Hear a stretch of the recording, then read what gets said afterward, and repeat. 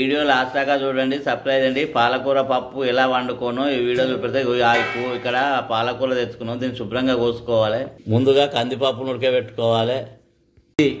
బిర్యానీ ఆకులు, పచ్చిమిర్చి, పాలకూర, కొత్తిమీర, ఉల్లాకు మొత్తం ఇలా కలుపుకోవాలి. కలుపుకొని 15 నిమిషాలు ఉడికించుకోవాలి. ఇందులో కళ్యామాకు సూత వేసుకున్నాం.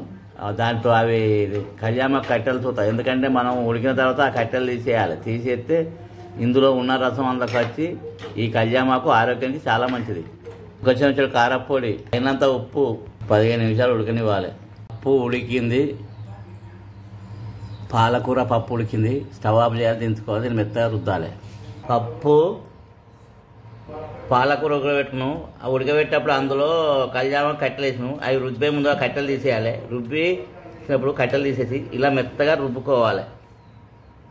కళ్యామాకు కట్టెలు, బిర్యానీ ఆకు తీసేసినాం. ఇప్పుడు పాలకూర పప్పు ఉడికింది, మెత్తగా రుద్దుకుంటున్నాము. ఇది రుద్దిన తర్వాత పోపు పెట్టుకోవాలి. పప్పు రుద్దుడైంది. ఇప్పుడు ఇందులో ఒక నిమ్మకాయ పిండుకోవాలి.